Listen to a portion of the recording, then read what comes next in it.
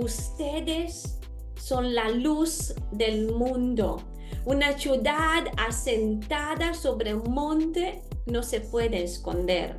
Igualmente, cuando la gente enciende una luz, no la cubren con un tazón, sino que la ponen sobre una menorá para que alumbre a todos en la casa. Asimismo, dejen que su luz alumbre delante de la gente, de manera que pueden ver las buenas obras que hacen ustedes y alaban a su Padre Celestial. La menorá, este candelabro, es símbolo de Yeshua.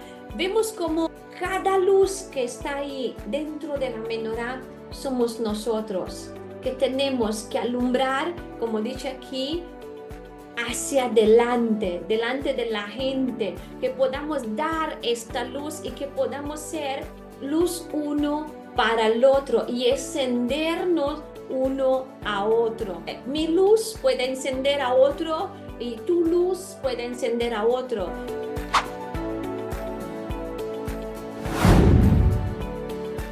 Shalom, shalom, bendiciones para todos. Esta semana estamos teniendo esta parasha de Behaloteja, que es en lo que son números del capítulo 8, versículo 1 hasta las 12, el capítulo 12, versículo 16. Y es una parasha una porción que, de hecho, parasha significa porción, ¿no? Es una porción que nos llena de revelaciones que son muy importantes para nuestra vida. Y la cosa interesante que en hebraico, en hebreo, también parasha es una porción, pero es como una escalera. Es algo que cada vez se sube más. Con cada porción que estamos estudiando, nosotros subimos de revelaciones, subimos de conocimiento del Eterno, de su voluntad, de lo que le gusta, de lo que Él quiere. Subimos espiritualmente y con cada porción estamos avanzando en lo que el Eterno quiere darnos a nuestra vida. Y es interesante porque si lo pensamos ahora nosotros en lo que, por ejemplo, había antes, ¿no? Porque sabemos esta de estudiar las porciones de la Torá, de los primeros 5 libros de la escritura, no es de hoy, no es de ayer. Esta fue una cosa que ya de algún tiempo se está llevando. Y claramente, si pensamos en lo que son nuestros hermanos judíos que tienen la Torá, pero que no conocen realmente, no conocen a Yeshua, sino que, bueno, ellos creen en Mashiach, en Mesías, pero no lo conocen y no lo reconocen como Yeshua. Entonces, hay una diferencia, ¿no? Entre lo que es conocer la Torá y entre lo que es conocer a Yeshua y la Torá. ¿Por qué? Porque Yeshua es la Torá. Él es la palabra hecha carne, la palabra que vino a vivir en medio de nosotros para llevarnos la revelación real de quién Él es. ¿Por qué? Porque exactamente como Yeshua dijo, Él es el que la Torá y los profetas hablan de Él. Y Él está diciendo propio esto, que la Torá habla de Él, no habla de mí, la Torá y los profetas. Y además de esto, ya lo vimos porque veniendo estudiando todos los sábados, todos los Shabbat, estas porciones ya hemos visto varias cosas que nos muestran a Yeshua, varias cosas que nos muestran quién es Yeshua. Y hemos visto también que cada elemento, como lo vamos a ver ahora en este momento, cada elemento nos habla de Yeshua. Es una imagen de todos los elementos del tabernáculo, que lo vamos a ver ahora también, pero que hemos visto ya, es una imagen y nos hablan de Yeshua. Y la cosa que sí estaba reflexionando es que al tener la Torá, pero no tener la revelación de Yeshua, es algo que falta, es algo que no completa, es algo que no está encajando. ¿Por qué? Porque no podemos sacar a Yeshua de la Torá. Porque la Torá sin Yeshua es solamente una palabra que realmente es Yeshua que da vida. Que Yeshua, ¿por qué? Además de esto, Yeshua no estaba como muchas veces lo hemos pensado hasta entender y llegar a estudiar la Torá. Hemos pensado que Yeshua vino solamente cuando él nació, cuando él se presentó en carne, pero Yeshua fue desde siempre dentro y presente dentro de la Torá. Y esto lo vemos porque desde el comienzo de Bereshit dice que él es la luz, esta primera luz que vino al mundo y que a través de la luz se creó todas las otras cosas. Y apóstolo Pablo, de hecho, dice que a través de él y por medio de él, para él y por él fueron hechas todas las cosas. Entonces vemos que poniendo todo junto, también cuando dice que antes, cuando habla en Proverbios, que antes estaba, dice, la sabiduría, solamente yo estaba, ahí estaba con Adonai, porque vemos que con el Eterno, con el que es invisible, estaba la sabiduría. ¿Y quién es la sabiduría? Sabemos que la sabiduría es Yeshua. Entonces vemos cómo Él estaba sin al comienzo presente ahí. Entonces vemos que todo es Él. Entonces la Torá sin Yeshua pues no funciona. ¿Por qué? Porque Él es la Torá. Él da vida a la Torá y por medio de Él se están moviendo todas las cosas. Shabbat Shalom, Álvaro, bendiciones. Qué gusto que están aquí. Bendiciones y pues a todos los que se están agregando también. Bueno, vamos a entrar ahora en lo que es esta porción de la Torah, porque vemos como el Eterno está continuando dando estas instrucciones a Moisés acerca del tabernáculo y lo que el pueblo de Israel tenía que hacer. Y esta porción de la escritura que es Teja, que significa cuando haga subir, esto significa cuando haga subir, comienza con este mandamiento que es de encender las lámparas del tabernáculo. Un momento que estoy compartiendo aquí las diapositivas para los que están presentes. Y la primera cosa que esta parasha, esta porción empieza, con la primera cosa que empieza es propio esto, de la luz de la menorá. Por esto le estaba comentando que vamos a ver la presencia de Yeshua, el que es la luz del mundo, que está ya directamente dentro del tabernáculo, dentro de estos elementos que estaban dentro del tabernáculo. Y en Números capítulo 8, versículo 2 al 4 dice, habló Adonai a Moshe diciendo, dile a Aarón, cuando coloques las lámparas, las 7 lámparas, tienes que dar su luz hacia adelante, al frente de la menorá. Aarón hizo esto y encendió sus lámparas para así dar luz al frente de la menorá. como Adonai había ordenado a Moshe. Así es como la menorá fue hecha. Era oro martillado desde su base hasta sus flores, labrado a mortillo, siguiendo los modelos que Adonai le había enseñado a Moshe. Así es como él hizo la menorá.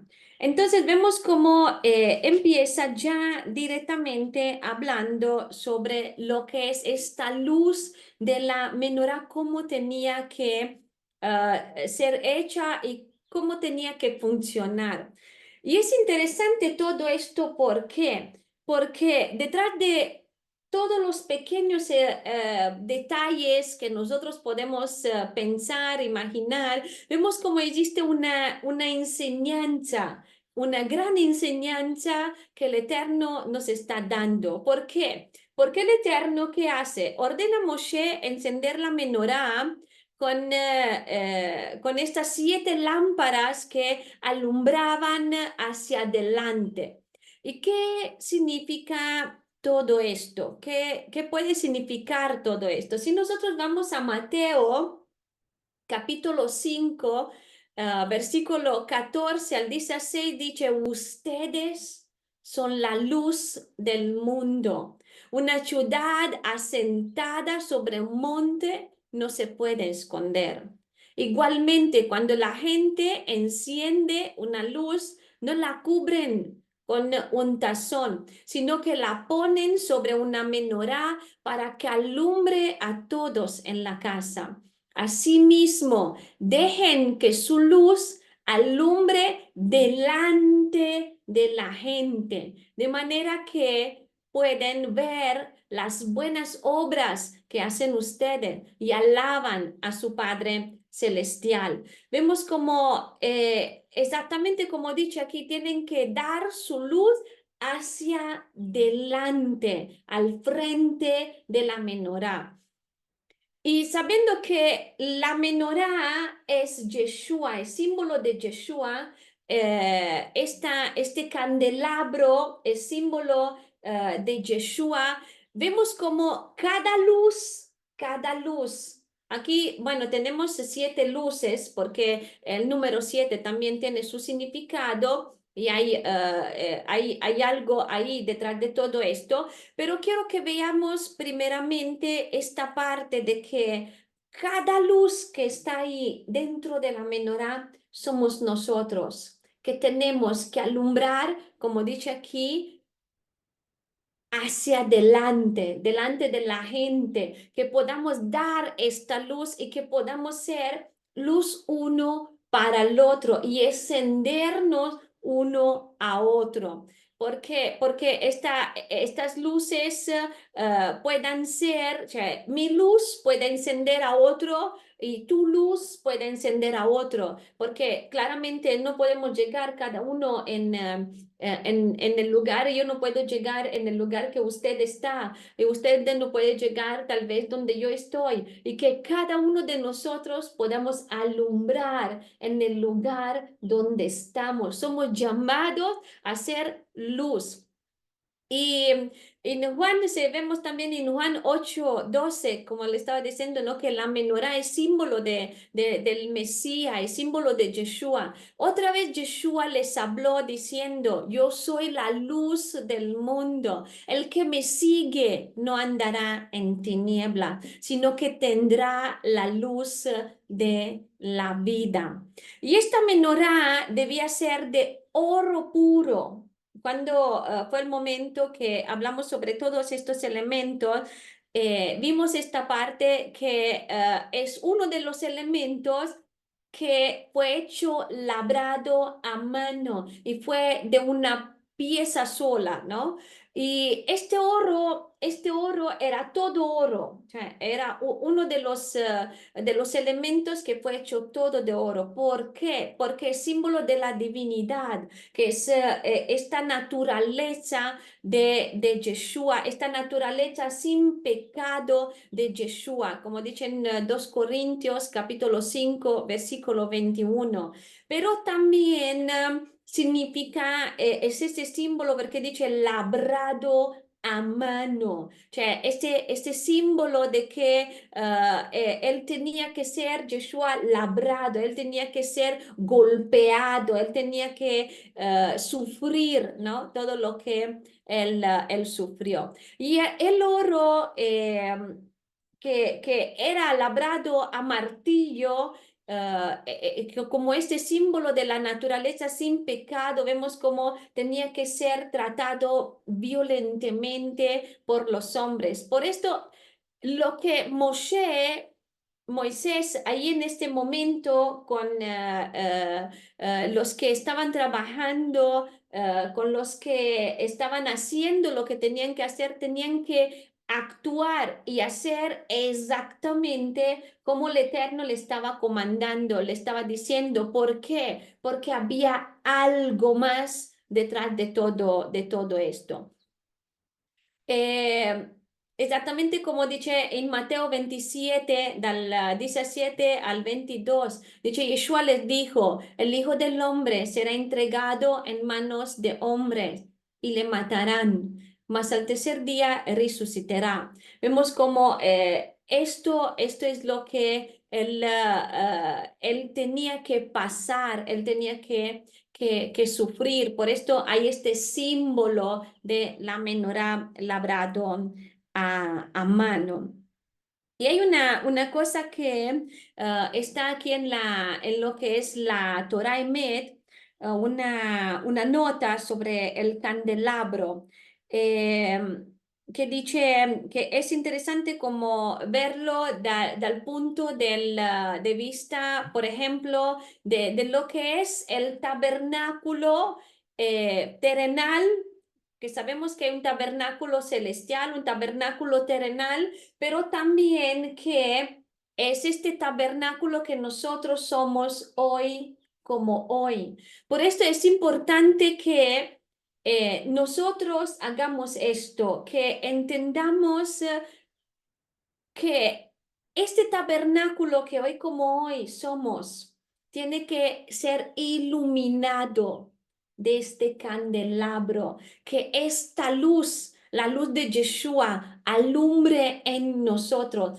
¿Por qué? Porque además de esto, si se acuerdan que hablamos sobre esto, que esta luz de la menorá tenía que ser una luz que venía desde altar y no podía ser puesta otra luz, no se podía encender con algo extraño, un fuego extraño, sino tenía que ser este fuego, que fue el fuego que vino directamente del Eterno, que vino directamente de la presencia del Eterno. Y entonces vemos como nosotros que estábamos diciendo, tenemos que encender nuestra luz, el fuego del altar, y así alumbrar, que nuestro tabernáculo sea luz, que sea lleno de luz. Y como como la menorá decía que no tenía que apagarse, cioè, tenía que alumbrar siempre. Nosotros tenemos que estar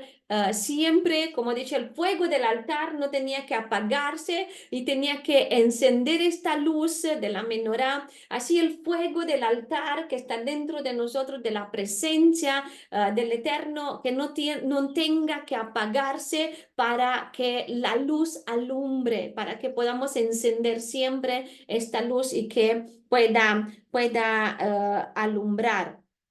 Y aquí dice, de modo que nosotros cioè, tenemos este santuario personal, y en este santuario tenemos nuestro propio candelabro que brilla bien dentro de nosotros, que es esta nuestra luz del alma.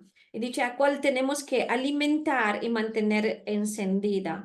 Pero así como la luz del candelabro se expande iluminando todo alrededor, tenemos que hacer nosotros lo mismo, que alumbrar alrededor de nosotros como esta luz. Y dice, no te contentes con iluminar tu mundo, o sea, no solamente iluminar nuestro alrededor, dice, sino procurar iluminar también el mundo de todos los que te rodean. Vemos cómo podemos reflexionar sobre esto, que no es solamente que nosotros buscamos de iluminar nuestra vida a través de dejando la luz de Yeshua, iluminar alrededor de nosotros, como iluminar nuestra familia, sino tenemos que ir a iluminar a todos. Donde quiera que vayamos, llevar esta luz, que se vea la luz dentro de nosotros, que se vea quién es luz, que es Yeshua y que Él alumbra dentro de nosotros, de manera que todos puedan decir, hay algo en ti. Hay algo en ti, hay algo que es diferente en ti. Hay algo como esta luz, exactamente como, por ejemplo, podemos pensar en este momento cuando habla de Moisés, ¿no? Que estaba en la presencia del Eterno, su rostro se iluminó. Había luz en su rostro. ¿Por qué? Porque estaba la presencia del Eterno, estaba en la presencia del Eterno. Y que nosotros podamos buscar esta presencia del Eterno de tal manera que ilumine nuestra vida y que todos puedan ver, resplandecer la luz de Yeshua dentro de nosotros, en nuestra cara, en nosotros, en nuestro corazón. Y vemos que todo se hizo, como le estaba comentando, conforme al modelo que Adonai le mostró a Moshe. Y esto era importante porque también estos 7 brazos, que son 7, como le estaba diciendo, este número 7 tiene su significado, que son 7 días de la semana. Podemos pensar que no es casualidad, que son estas 7 fiestas del Eterno que principales, ¿no? Que está hablando en Levítico 23, y que en medio de todo está la luz de Yeshua, está esta menorá que tiene que alumbrar nuestros corazones y a través de nosotros que pueda alumbrar el mundo. Shabbat Shalom, Fabiana, qué gusto, Amanda, saludos, abrazos hasta Argentina, Buenos Aires. Y pues Shabbat Shalom a todos los que se han agregado también, abrazos y nos alegramos que están aquí. Muchas bendiciones. También Emuná, nos alegramos que está aquí. Bueno, vamos a continuar. Ahora vamos a ver otra parte que es sobre lo que es el servicio de los levitas. Porque ahora ya la parasha empieza a hablar de esta consagración de los levitas. Y lo vemos en Números capítulo 8, del versículo 6 al 9. Dice, toma a los levitas de entre los hijos de Israel y purifícalos. Así es como los vas a purificar. Rocía el agua de purificación sobre ellos. Haz que se rasuren todo su cuerpo con una navaja y haz que laven sus ropas y laven a sí mismos. Entonces ellos tomarán un novillo con su ofrenda de grano, la cual será harina fina mezclada con aceite de oliva, mientras tomas otro novillo para una ofrenda de pecado. Presentarás a los Levín al frente del Mishkan del testimonio, al frente del tabernáculo, y reunirás, a toda la congregación de los hijos de Israel. Vemos cómo ahora el Eterno está hablando propio sobre esta importancia de que se tenía que hacer antes de que los levitas entraran en su servicio. Tenían que purificarse, tenían que hacer esta purificación con el agua de la expiación. Y esto, bueno, este proceso, sin embargo, lo vamos a ver cuando llegamos a número 19, pero solamente que vamos a ver ahora algo que como una anticipación, ¿no? Hablando un poco sobre esto, porque los levitas debían ser rociados, como le estaba diciendo, primeramente con esta agua de expiación. Y esta agua que purifica es esta agua que purifica, hablando sobre lo que también lo vamos a ver en número 19, cuando hay este contacto, por ejemplo, con un muerto. Eh, y es interesante porque si nosotros notamos estas instrucciones para purificar a los levitas, vemos que hay las mismas, son los mismos requisitos que lo vimos cuando hablamos en Levítico 14, cuando hablamos sobre lo que se requería de la Metzorá, cuando se hablaba de la ley del leproso, ¿no? Cuando hablamos sobre lo que tenía que hacer, algo que fue purificado dalla lepra. ¿Y por qué hay esta similitud? ¿Por qué es como decir que es lo mismo, ¿no? La misma purificación. ¿Por qué? Porque los levitas, cuando se vuelven ritualmente impuros, eran considerados como muertos y eran tratados de alguna manera como un leproso, en el sentido que tenían que hacer este proceso que también un leproso tenía que hacer. Por esto debían ser purificados como los leprosos. También sabemos que, lo dijimos también esta parte, de que lo que es la lepra es símbolo del pecado. Y entonces, al ser este símbolo del pecado, al impurificarse, era a causa de un pecado, por ejemplo, ¿no? O a causa de algunas cosas que, bueno, esto lo vimos, no voy ahora a retomar esta parte de lo que es impuro, de lo que es puro, porque lo vimos detalladamente en otra parashá, porque no tenemos todo el tiempo, pues son muchas cosas que tenemos que ver en esta parashá, pero en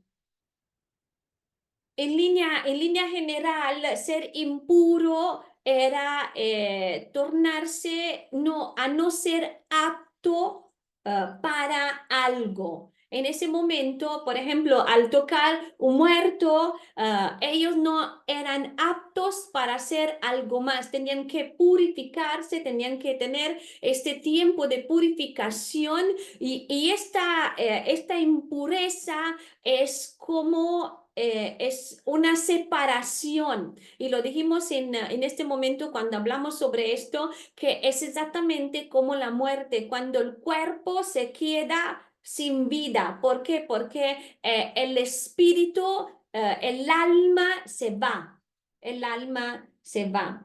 Shabbat Shalom, Emunat. Saludos hasta Palma de Mallorca. Muchas bendiciones. Y entonces vemos que, pues bueno, ya lo explicamos ahí que la impureza no tiene que ver siempre con el pecado en sí por sí, pero es lo que el Eterno está mostrando que, por ejemplo, tocar un muerto era una condición que era una condición de separación como es en el momento del pecado. Porque pecado es también una separación, una muerte, ¿no? Y tenía que volver al hacer teshuvah, al hacer este verdadero arrepentimiento, se tenía que volver a lo que era antes. Y en el tocar un muerto, por ejemplo, era lo mismo, se tenía que hacer esta purificación para volver a la condición de antes. Y todo esto tiene sentido cuando nosotros entendamos que lo que fue la condición donde nosotros hemos vivido antes, ¿no? Como muertos en nuestros deleites, en nuestro pecado. ¿Y por qué todo esto? Porque hemos abandonado al Eterno, porque hemos abandonado la Torá. Fuimos considerados como estos leprosos. ¿Por qué? Porque éramos en esta condición de separación de la presencia del Eterno. ¿Por qué? Porque lo hemos dicho, es símbolo de pecado. Y al hacer teshuvá, hemos vuelto a ser parte de la casa, hemos vuelto a casa, porque la teshuvá, el volver al Padre, porque significa esto también, es lo mismo como, por ejemplo, porque la imagen más clara de lo que es la teshuvá, este verdadero arrepentimiento, es propio la imagen del hijo pródigo.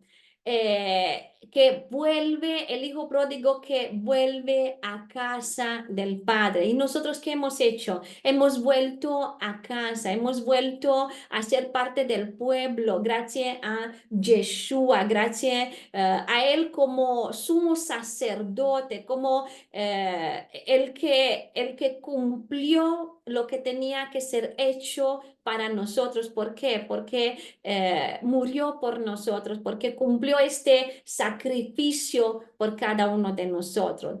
Y como dice en Apocalipsis capítulo 1, versículo 6, dice, por él somos un reino que es Quanim o sacerdotes para Adonai su Padre, por Yeshua.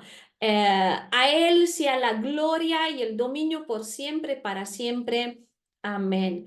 Vemos que todo esto, además de esto, fue anunciado por el Eterno en lo que es Ezequiel 36. Y este proceso de que nosotros volveríamos a la casa del Padre. Y dice en Ezequiel 36, del 24 al 28, dice, porque yo te recogeré de entre las naciones, te reuniré de todas las tierras y te regresaré a tu propia tierra. Entonces yo rociaré agua limpia sobre ti y tú serás limpio. Yo te lavaré de toda tu inmundicia y de todos tus ídolos. Yo te daré un nuevo corazón y pondré un nuevo ruach dentro de ti. Yo sacaré tu corazón de piedra de dentro de tu carne y te daré un corazón de carne. Yo pondré mi ruach, mi espíritu dentro de ti y causaré que vivas por mi Torah, que camines en mis ordenanzas y guardes mis juicios y los hagas, los obedezcas. Morarás en la tierra que yo di a tus padres. Tú serás mi pueblo y yo seré tu Adonai. Entonces vemos que aquí se cuenta el mismo proceso, este agua de expiación que viene también de la vaca roja, como lo vamos a ver en el número 19, que es este anticipo profético de lo que es el Mesías. Y nosotros vemos que a nosotros nos envió primero el eterno al Mashiach, el que nos lavó. Y después de que Él nos lavó con esta agua limpia, vemos cómo nos despoja, que rasura, ¿no? de nosotros la idolatría que era pegada a nuestra vida. Cioè, era algo que hacía parte de nuestra vida, la idolatría era algo que era nuestra manera de vivir. Porque idolatría no son solamente los ídolos, ya esto creo que lo sabemos, sino todo lo que es ídolo en nuestra vida. Y esto cambió nuestro corazón al tener apegado nuestro corazón a la idolatría. Entonces, ¿el qué hizo? Él quebró todo esto dentro de nosotros, quitó esta idolatría y cambió nuestro corazón en un corazón vivo y nos purificó. ¿Para qué?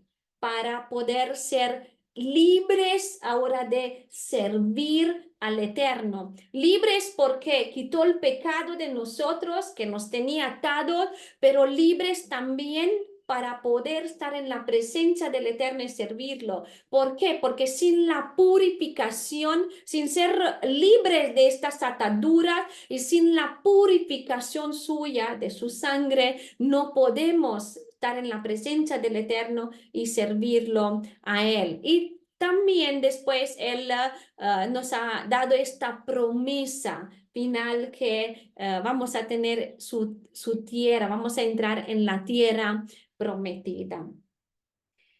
Shabbat Shalom, amada Teresita. Saludos hasta Uruguay, abrazos, muchas bendiciones.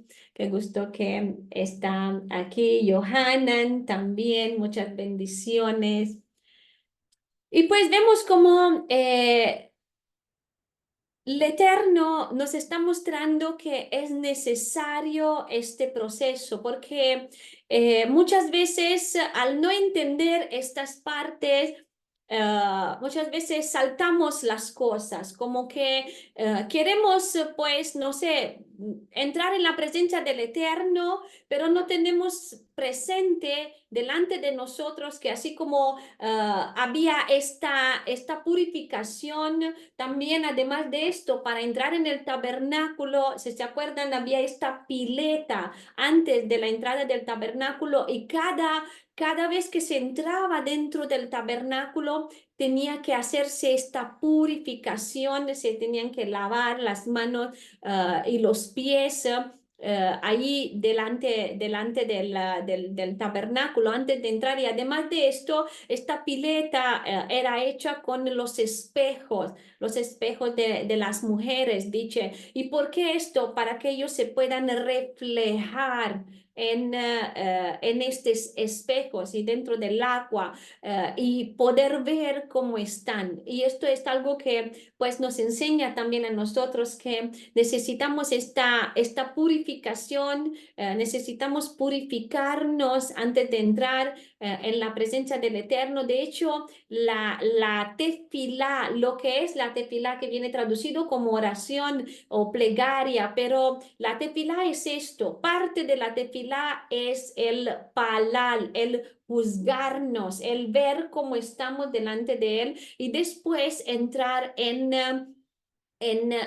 su presencia, hacer esta conexión con Él. Antes de poder conectarnos, unirnos con el Eterno, tenemos que purificarnos, tenemos que mirar dentro de la palabra, porque sabemos que la palabra es, la Torah es agua, es la que purifica, pero es este espejo, como dice también Santiago, ¿no? Donde podemos vernos como realmente somos. Y bueno, también se está hablando un poco sobre lo que es esta autoridad que el Eterno les está dando a los levitas, porque ellos después de que los levitas ponen sus manos sobre un animal sacrificado, que era una transferencia así del pecado del pueblo, sobre este sacrificio, este animal de sacrificio. Este sacrificio se tenía que presentar delante del Eterno. Y está hablando un poco sobre este también.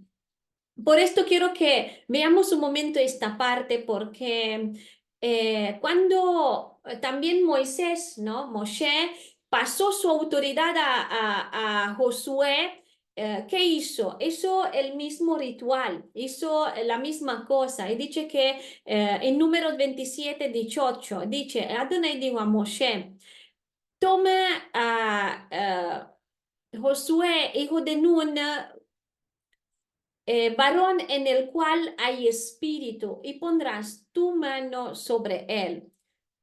Pero hay que ver esta parte y tener cuidado con esto, porque sí, esto se puede hacer, y el Eterno lo dice que se puede hacer en el Nuevo Testamento, también se está hablando sobre esto, pero Pablo también advirtió que no permitamos que cualquiera colocara sus manos sobre nosotros. ¿Por qué esto? Porque como vemos aquí, hay esta transferencia de autoridad, pero también en el caso de Moshe con Josué, pero también hay esta transferencia de pecado. Entonces hay que tener cuidado con esto para evitar propio esto de no participar a los pecados de nosotros. Y en Timoteo, capítulo, prima de Timoteo, capítulo 5, versículo 22 dice, no seas ligero en hacer shemijá o imponer las manos a nadie y no compartas los pecados de otros. Mantente en pureza. Entonces, sí se puede, pero hay que tener cuidado con esta parte. Hay que estar atentos pues a esto.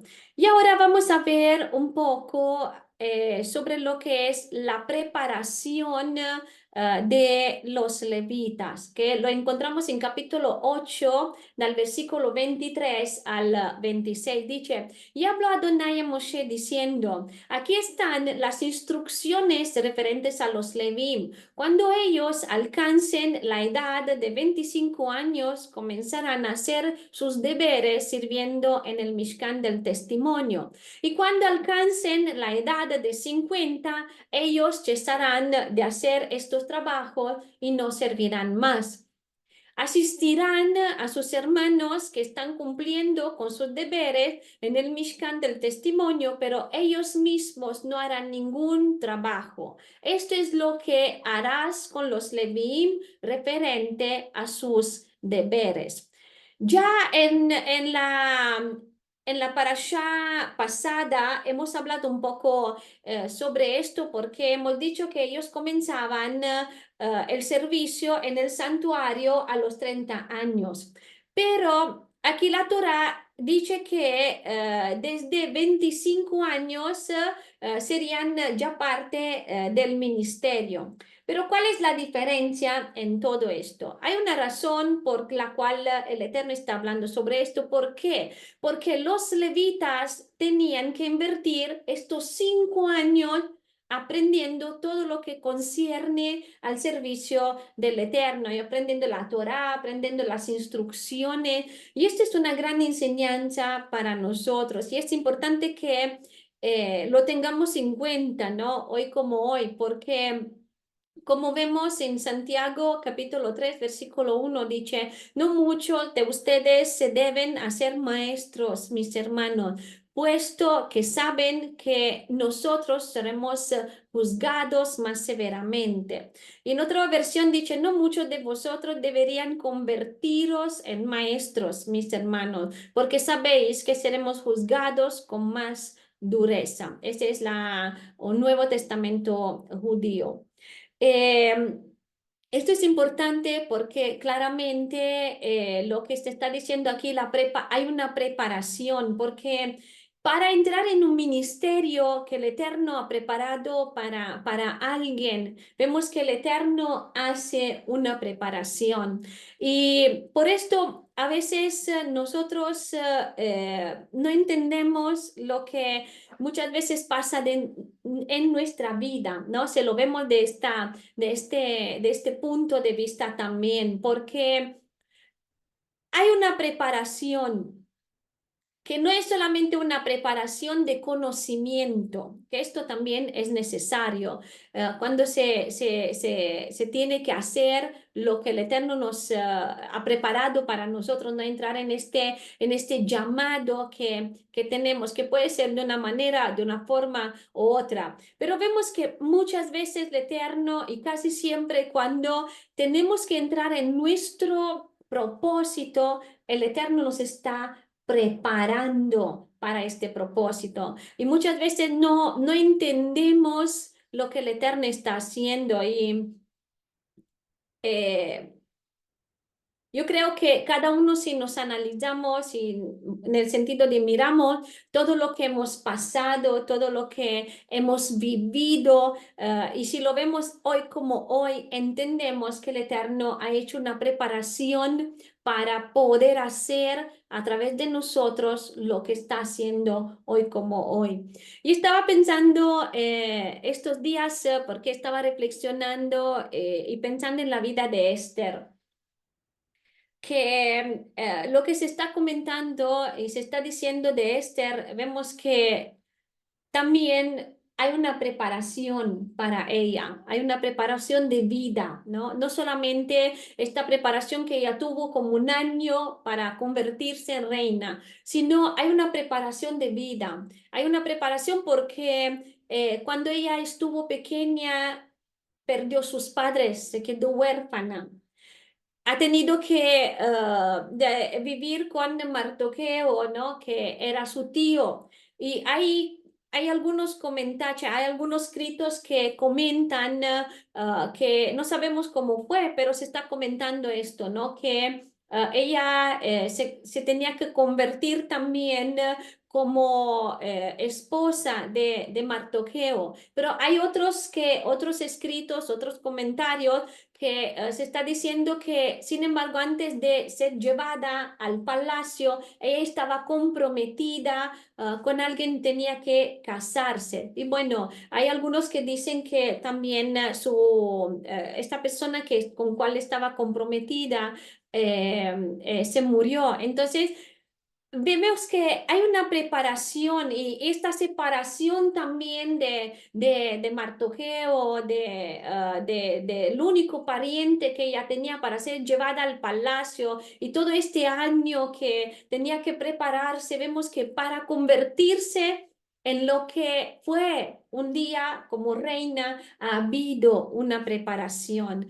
Entonces, lo que quiero transmitirles que podamos entender y que podamos ver las experiencias o lo que el Eterno permite en nuestra vida. No es que Él desea que nosotros pasamos ciertas cosas, sino que de alguna manera, por ciertas circunstancias, nos encontramos en ciertas situaciones como tomar una decisión equivocada, como tal vez porque otros nos llevaron en una circunstancia, pensando a los padres, pensando a otras circunstancias que se pueden crear en nuestra vida y el Eterno nos puede evitar esto, es cierto.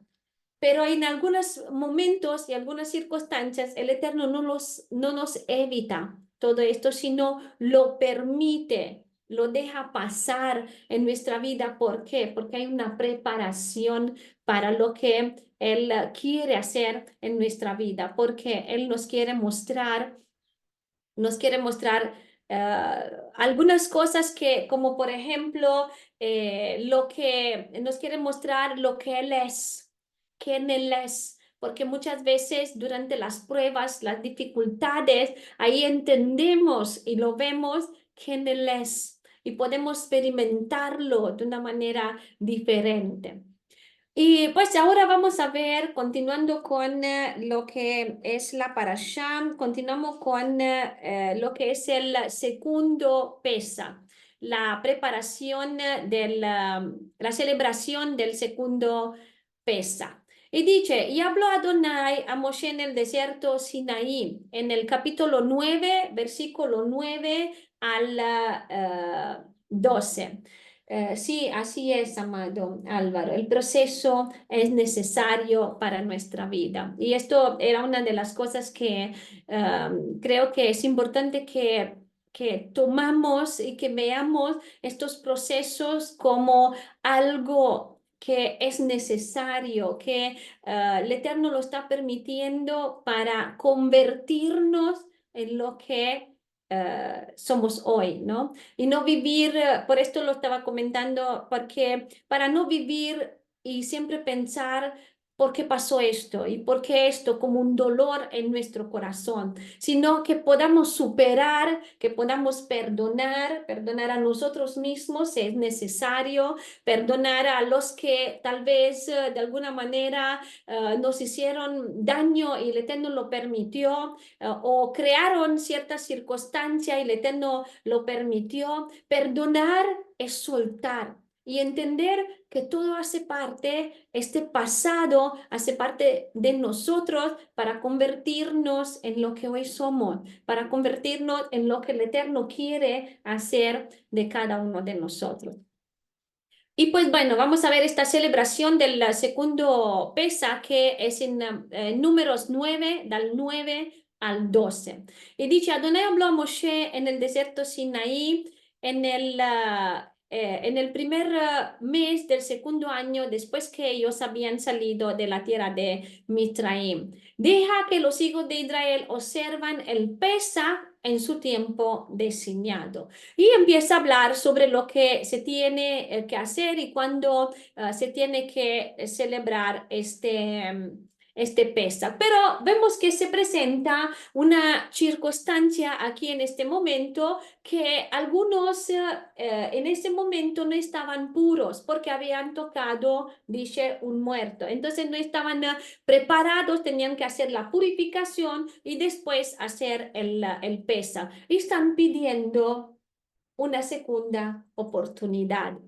Y es interesante esto porque eh, el Eterno es un eterno de segunda oportunidad. Él nos está dando una segunda oportunidad y la vemos también aquí en esta situación, aunque el eterno está muy claro en lo que está hablando, porque él está diciendo que le está dando esta oportunidad, pero los que pueden, los que están listos, lo tienen que hacer en el tiempo establecido de él. Pero los que no pueden, por algunas circunstancias, sí pueden hacerlo, como dice en el versículo 9, en otro momento. Y habló Adonai a Moshe diciendo, dile a los hijos de Israel, si alguno de ustedes ahora o en generaciones futuras está inmundo a causa de un cadáver, o si está de viaje en el extranjero, no obstante, observará pesa, pero lo observará en el segundo mes, en el día 14 a la caída de la tarde. Ellos lo comerán con matzá y maror. No dejarán nada de él hasta la mañana y no quebrarán ninguno de sus huesos. Ellos lo observarán de acuerdo a las regulaciones para pesa. Y vemos que también está hablando, hay algo que él está diciendo en el versículo 14, y está hablando sobre lo que, si hay algo como extranjero, ¿no?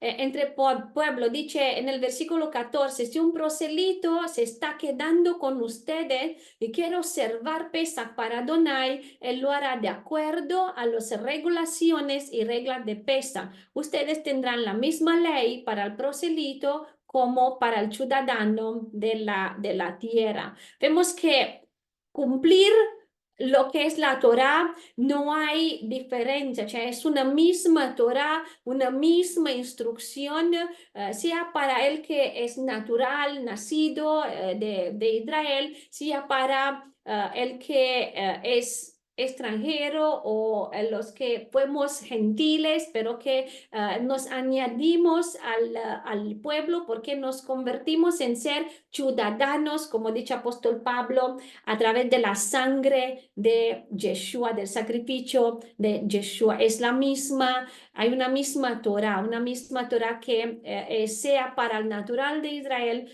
que para el extranjero. De hecho, en el capítulo 15, versículo 29, dice, no importa si es un ciudadano de Israel o un extranjero viviendo con ellos. Ustedes tendrán una ley para quien sea que haga algo mal por error. Pero sin embargo, está hablando de la misma instrucción. Y un dato que es interesante, no vamos a entrar en detalles sobre esto, pero creo que es interesante ver esta parte también cuando Noé con su familia entraron en el arca exactamente en el día 10 del segundo mes del calendario bíblico. Y entonces vemos que nada es de casualidad, sino que todo hay una línea también del tiempo y todo sucede exactamente como, por ejemplo, cuando hablamos de Pesa, cuando dice que Yeshua, cuando cumplió con lo que tenía que cumplir y murió en este madero, fue en el mismo momento que se sacrificaba el cordero, ¿no? Y lo que se está comentando, de lo que se ha estudiado y de lo que se ve dentro de las escrituras, fue en el mismo día y en el mismo momento que fue sacrificado, además de esto, el cordero en el Egipto, cuando ellos fueron liberados. Vemos cómo el Eterno hace todo preciso en la. ¿Por qué esto? Porque también exactamente como dice en Apocalipsis, el cordero que fue molado sin dar comienzo del mundo, porque sin dar comienzo ya fue todo hecho. ¿Por qué? Porque en el Eterno es todo presente. Él vive en el presente. Por él ya cuando se creó el mundo, ya estaba el Apocalipsis, ¿no? Ya estaba todo hecho, ya estaba todo cumplido. Para nosotros no, porque estamos viviendo dentro de un límite de tiempo, pero para él ya estaba todo cumplido y además de esto dice que Yeshua vino al cumplimiento de los tiempos, al cumplimiento de los tiempos. Eh, Hay algunas cosas que se están comentando, por esto quiero que hablemos un momento sobre esto, sobre lo que es Números capítulo 5, del 15 al 18, porque muchos están viviendo, cioè están viendo y se escuchó hablando sobre esto, ¿no? De que el pueblo de Israel vagaba, cioè, caminando, vagaba por el desierto, como que como parece que no tenía una dirección, que no tenía un propósito, ¿no? Como un vagar dentro del desierto. Pero vemos que hay algo interesante en todo esto y dice en el versículo 15, en el día que el Mishkan fue montado, la nube cubrió el Mishkan del testimonio. Y en el anochecer sobre el Mishkan estaba lo que parecía fuego, cual permaneció hasta la mañana.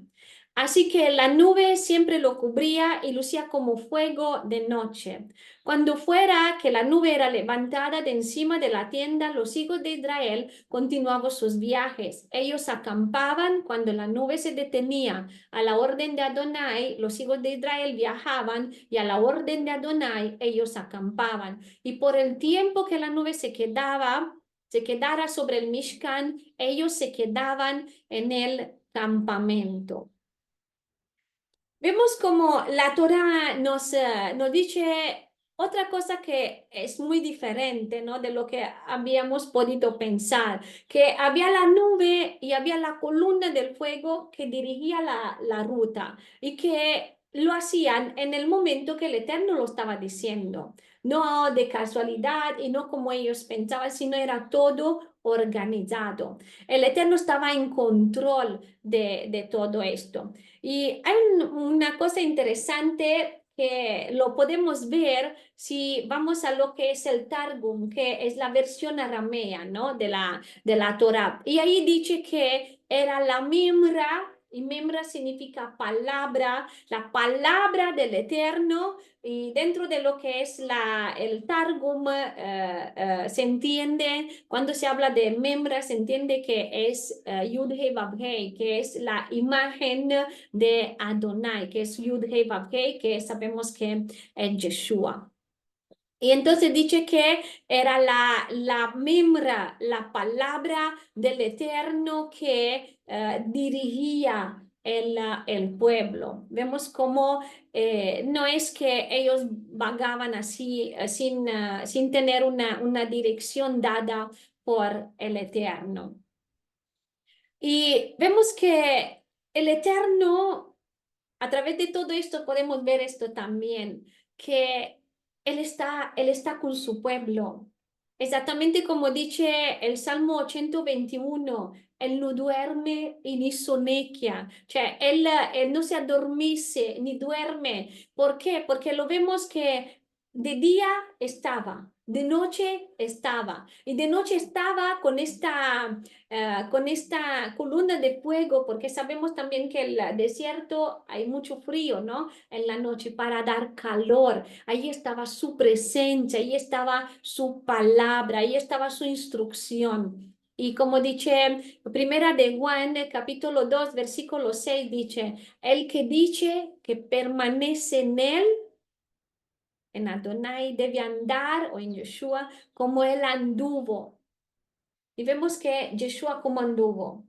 Yeshua guardó la Torá, Yeshua guardó todo lo que tenía que guardar. Él vivió en santidad, él vivió en obediencia y obediencia al Padre hasta la muerte, ¿no? Dice que él fue obediente.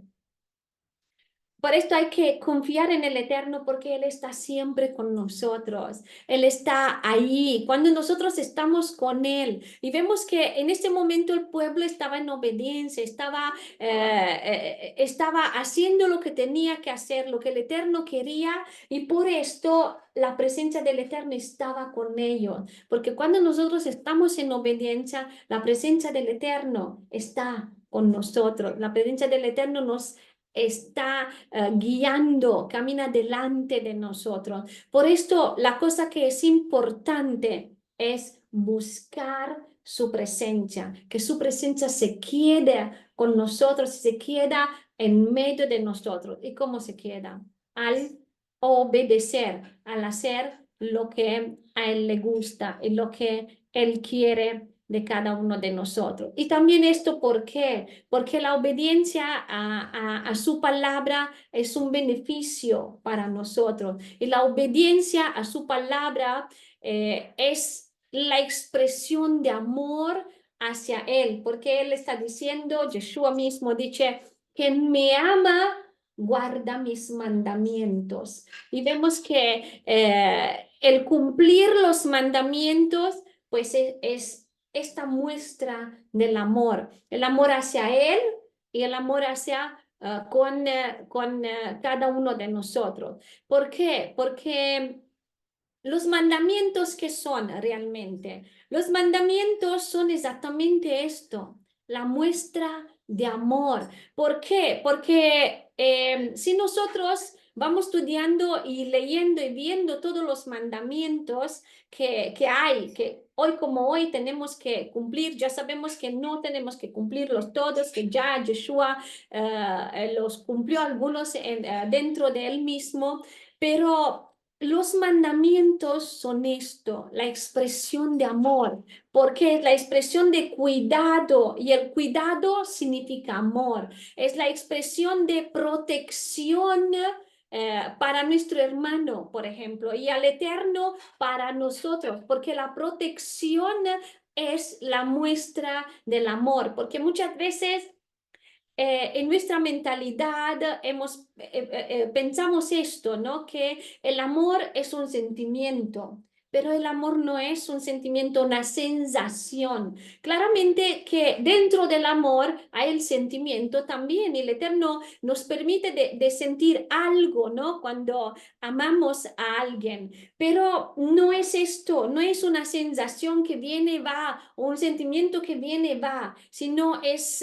esta demostración, el obedecer en cumplir sus mandamientos, hablando sobre lo que es el amor entre nosotros como hermanos, ¿no? O el amor que tenemos hacia Él. No tiene que ver con un sentimiento, porque si yo siento, entonces yo lo amo. Y si no siento, significa que no lo amo. Si yo cumplo con con lo que tengo que cumplir hacia el Eterno y hacia los demás, al cuidarnos, al protegernos y al hacer lo que tenemos que hacer verso el Eterno, ahí nosotros mostramos el amor. Ahí nosotros, ¿por qué? Porque, por ejemplo, a no robarnos, a no defraudarnos, al cuidar lo que es de los demás. Los objetos o lo que pertenece a nuestro hermano, al cuidarnos exactamente como lo vamos a ver, ¿no? Cuando habla también que si alguien pierde un animal, dice que no tenemos, si alguien viene y lo encuentra, no lo dejas ahí, si no lo tomas contigo, pero no decir que es tuyo, no, sino llevarlo y buscar a ver de quién es y esperar que alguien venga y lo busque para encontrarlo. Y vemos que hay cosas que muestran, esto muestra el amor, esto muestra el cuidado, esto, como dice su palabra, que amar al prójimo como a ti mismo. Como nosotros queremos que se haga con nosotros, así buscar de hacer nosotros con los demás. ¿Por qué? Porque claramente es lo que deseamos, ¿no? Que se haga con nosotros lo mismo. Si alguien encuentra nuestros objetos perdidos, por ejemplo, que lo tenga ahí o que no los devuelva. O queremos que no nos derroban. Queremos que cuando, no sé, hacemos un trato, que alguien no nos defraude, nuestro hermano, ¿no? Estamos pensando de ser tratado de esta manera. ¿Por qué? Porque esto muestra el cuidado, esto muestra la protección que tenemos uno hacia el otro.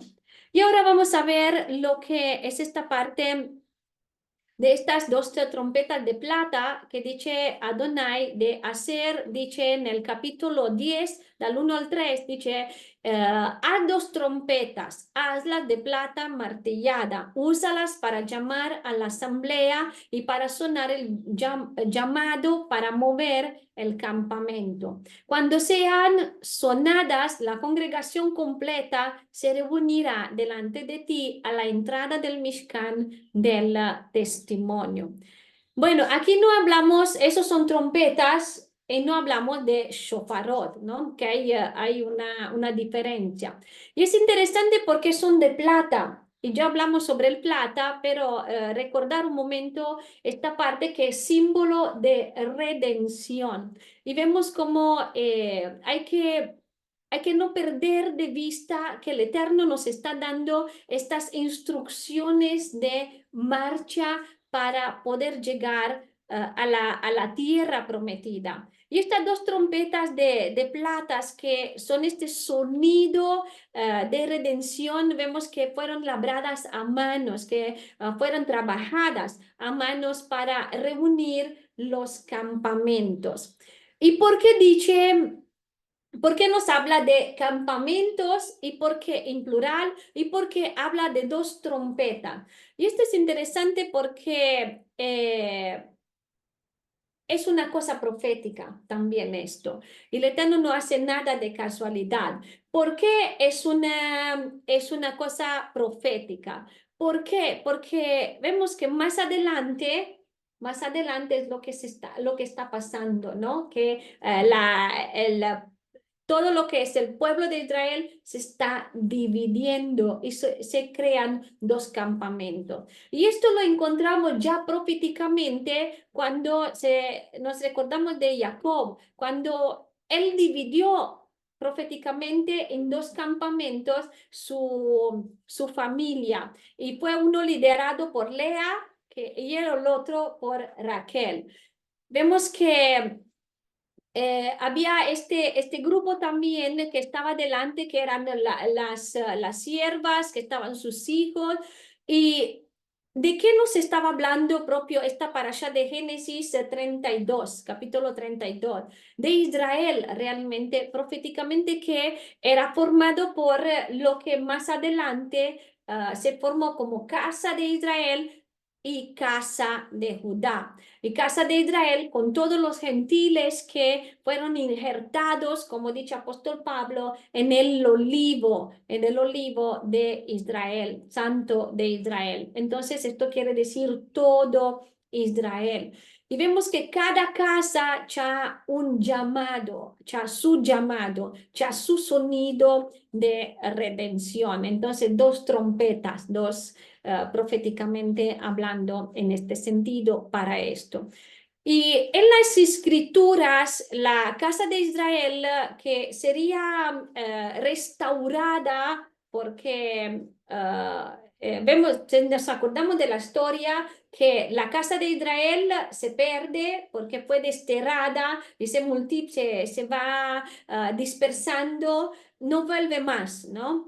Y la casa de Judá, que también fue desterrada, pero que se arrepiente, y el Eterno lo lleva después de 70 años de nuevo dentro de la tierra. Vemos que la casa de Israel, ¿qué hace? La casa de Israel está volviendo ahora en estos tiempos. Y no tanto estamos hablando de la tierra como tierra física, sino estamos hablando que está volviendo dentro del pueblo, está volviendo al Eterno, está volviendo a restaurar lo que desde el comienzo había, restaurar la Torá, restaurar lo que Yeshua mismo dijo, y apóstol Pablo también está hablando que cuando viene el Espíritu Santo, el Ruach de Elohim dentro de nosotros, Él pone su Torah dentro de nosotros, Él restaura su Torah dentro de nosotros.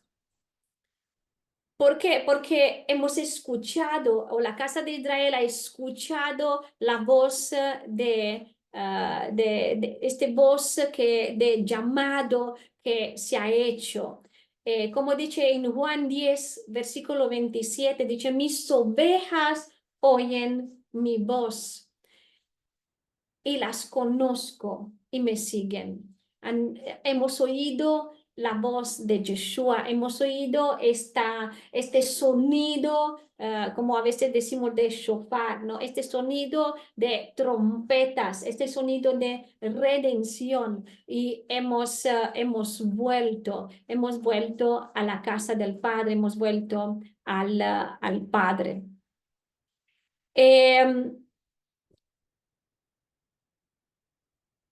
Estas trompetas, además de esto que tenían que llamar, ¿no? El reunir el campamento de Israel, cuando suenan las dos, dice que todo el pueblo se reúne delante del Eterno frente al tabernáculo. Y si sonaba una sola, tenían que venir los príncipes y presentarse los jefes, ¿no? De cada tribu. Y cuando las trompetas sonaban con alarma, que este es en hebreo se dice teruá, un sonido de teruá, teruá significa alarma, grito, sonido de guerra también, sonido de gozo o de marcha. Cuando era este sonido de teruá, se tenía que ponerse en marcha, ¿no? Por esto es importante el sonido del shofar, el sonido de la trompeta, ¿no? Que sea un sonido que se entienda, porque como dice en su palabra, ¿no? Si alguien no suena lo que tiene que sonar, ¿cómo el pueblo puede entender qué tipo de sonido es? ¿Para qué es? ¿No? Como vemos que hay una sola o dos trompetas o un sonido diferente o un sonido que, por ejemplo, no era de alarma, hay sonidos que no son de alarma.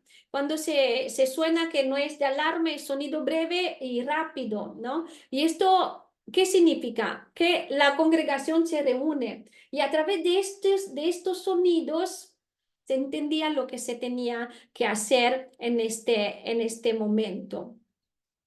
Y en el versículo 8 del capítulo 10 dice, serán los hijos de Aarón, los Juanim, que sonarán las trompetas. Este será un decreto permanente para ti y para todas las generaciones.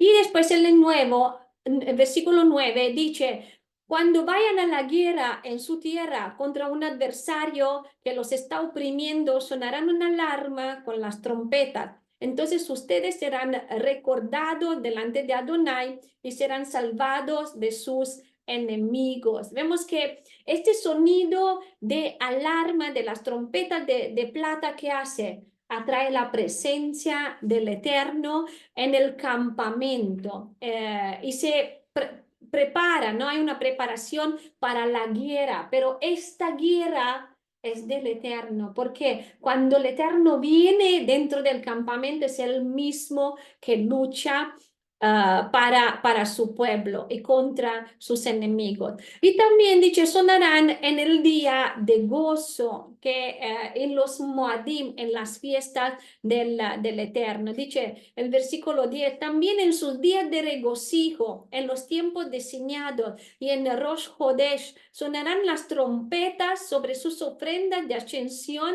y sobre los sacrificios de sus ofrendas de shalom. Esto será su recordatorio delante de su Adonai. Yo soy Adonai, su Elohim. Y vemos que ¿por qué dice yo soy Adonai, su Elohim? Porque es su firma, ¿no? La firma que el Eterno sella esta ordenanza. Y cuando, por ejemplo, si vamos a 2 Crónicas, Crónicas capítulo 5, versículo 13 y 14, cuando se inaugura el templo de Salomón, dice en el versículo 13, dice, entonces cuando las trompetistas y cantores estaban tocando en concordancia para ser oídos armoniosamente, alabando y agradeciendo a Adonai, y ellos alzaron sus voces junto con la trompeta, címbalos y otros instrumentos musicales para alabar a Adonai, porque Él es bueno, porque su misericordia continua, porque un momento que me perdí donde estaba, un momento. Bueno, dice, porque Él es bueno, porque su misericordia continua para siempre. Entonces la casa se llenó con una nube de la kabod de Adonai. Así que a causa de la nube, los Kohanim no podían pararse a desempeñar su servicio, porque la kabod o la gloria de Adonai llenó la casa de Adonai. Y en el futuro, dice en Salmo 98, del versículo 1 al versículo 6, dice, canta a Adonai canto nuevo, porque Él hace grandes maravillas. Su mano derecha, su brazo cado, santo, le ha hecho la salvación. Sabemos que es Yeshua. Adonai ha hecho conocida su salvación, ha revelado la justicia a la vista de todas las naciones, ha recordado su misericordia a Jacob y su verdad a la casa de Israel. Todos los extremos de la tierra han visto la salvación de nuestro Elohim. Grita de alegría a Elohim toda la tierra, rompan en alegres salmos de alabanza, canta Adonai con arpa, con la lira y música melodiosa de un salmo, con trompetas y el sonido de shofar. Griten de alegría delante del rey Adonai. Vemos que hay esta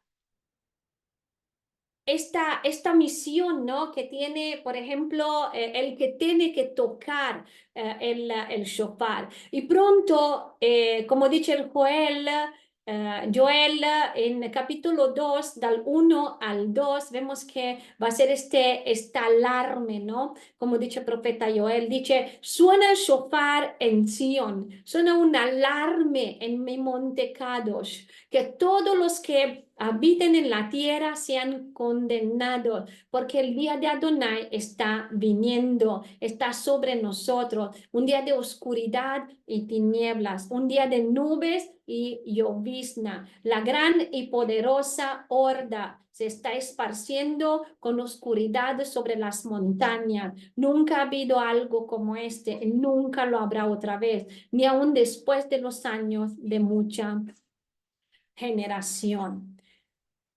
Y pues vamos ahora a continuar con esta parte que vamos concluyendo.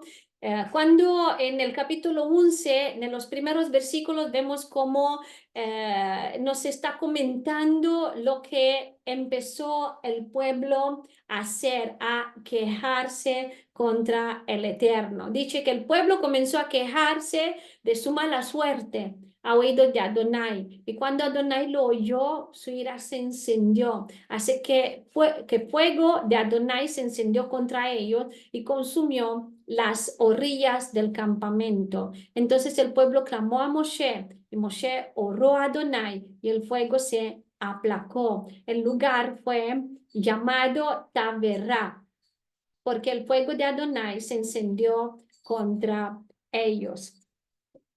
Hay algo que también la Torah Emet está comentando que cuando ellos se están quejando,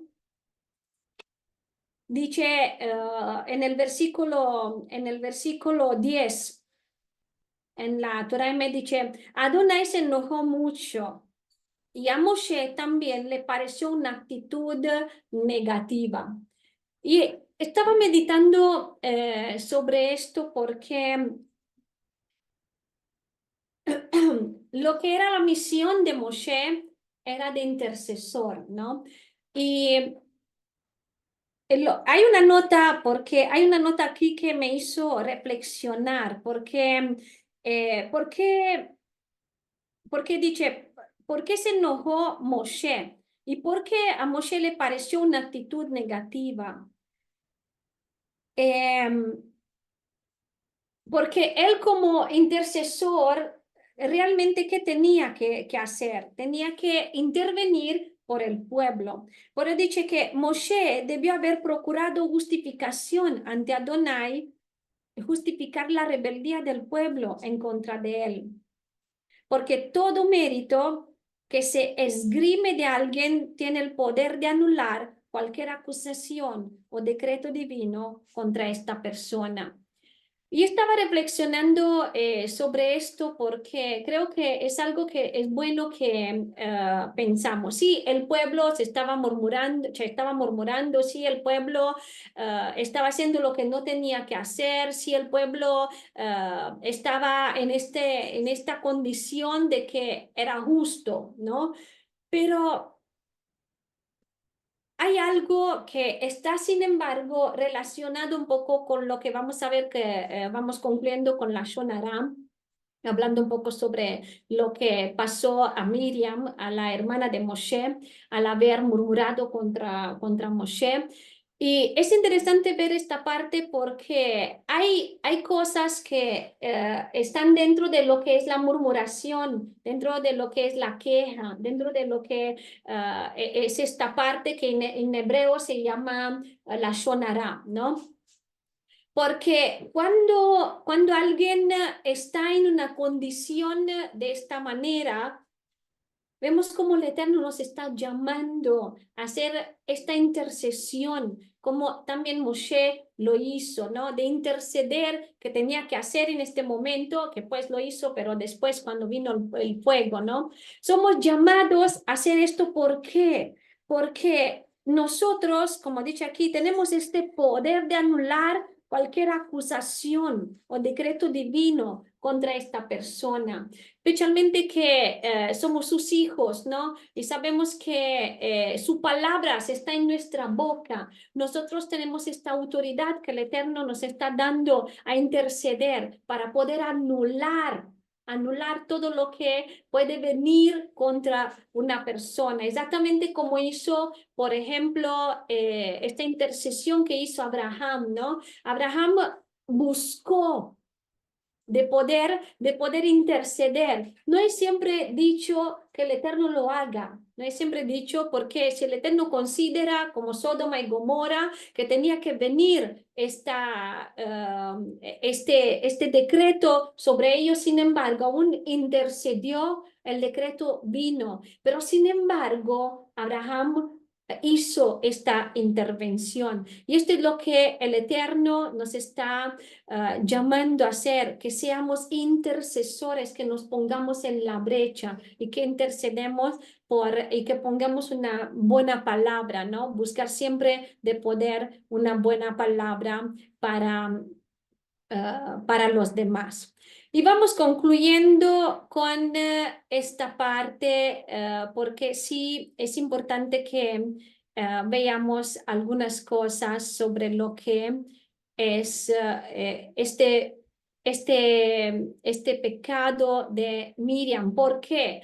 Porque este hecho de lo que pasó a Miriam, a María, Miriam en hebreo, que es la hermana de Moshe, de lo que también los sabios están comentando, que realmente ella qué hizo, ¿no? Dice que Miriam y Aarón comenzaron en el capítulo 12, en los primeros versículos está esto de números, comenzaron a criticar a Moshe a causa de la mujer etíope con la cual él se había casado, porque de hecho se había casado con una mujer etíope. Ellos dijeron, es verdad que Adonai solamente ha hablado a Moshe, no ha hablado él con nosotros también, y Adonai lo soy yo.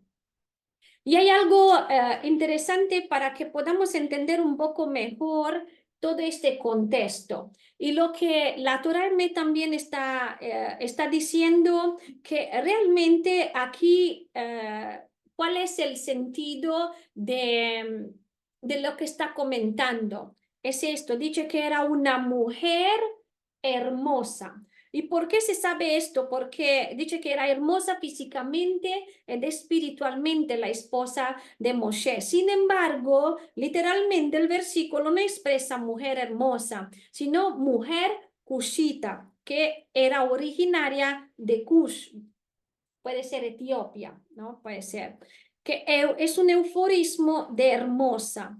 Y entonces vemos que está hablando de la esposa, pero no está hablando contra su esposa, sino de lo que están comentando los sabios es que lo que realmente ella, y por esto hay que analizar un poco esta parte, porque ella no habló contra Moshe en el sentido de que dijo algo malo contra de él, y sin embargo fue considerado como la Shonara, sino que estaba de alguna manera queriendo proteger la relación suya con su esposa. ¿Y por qué esto? Porque lo que se está comentando de Miriam y su esposo, de Aarón y su esposo, es que ellos eran los que por decir así, estaban aconsejando las familias, estaban ahí cuando necesitaban un consejo, cuando habían discusiones entre las familias y estaban de intermediario, por decir así, y se ocupaban de esta parte. Y entonces ellos estaban mirando realmente Moshe como familia y su esposa como familia. Y por esto ella estaba hablando así como protegiendo su familia, porque de hecho Moshe, lo que se está comentando, el que él se separaba de su familia para estar con el Eterno. Y como Miriam también era profetisa y Aarón también era profeta, porque el Eterno le estaba hablando a él también, no necesitaban separarse o ellos no se separaban de su familia y aún así el Eterno le estaba hablando. Ellos consideraban y han considerado a Moshe como en lo mismo, ¿no? Como el mismo ministerio.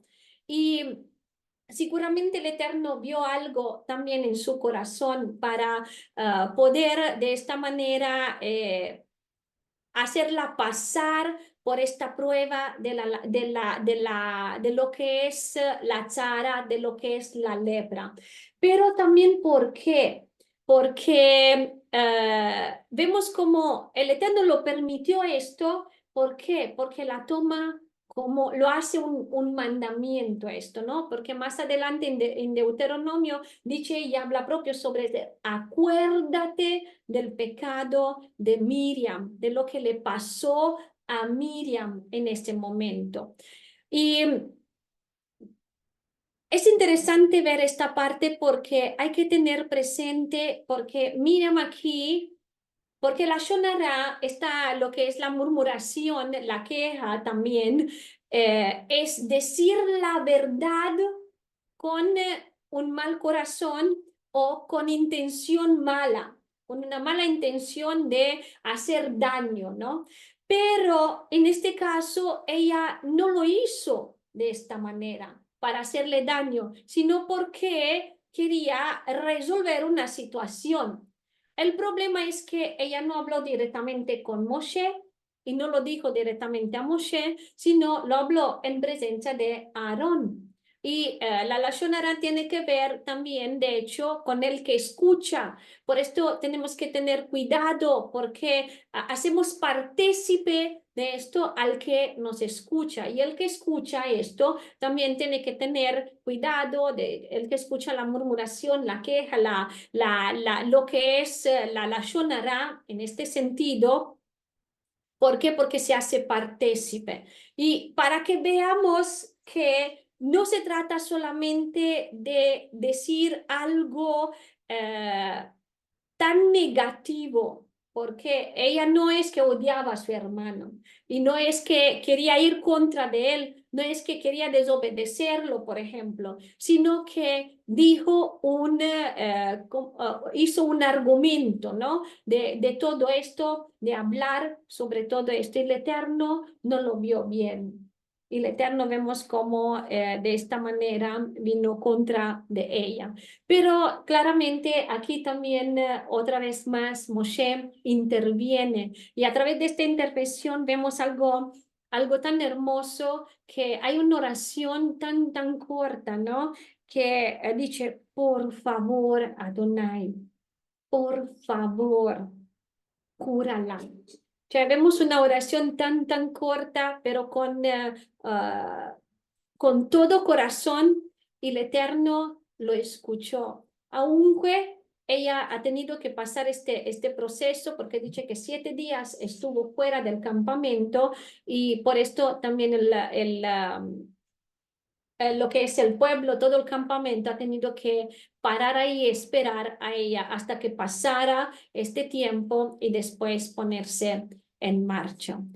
Y pues que el Eterno nos ayude a meditar en todo esto, que el Eterno nos ayude a poder también ir más allá, analizando, claro, el tiempo es corto para poder expresar, para poder ver todas las cosas.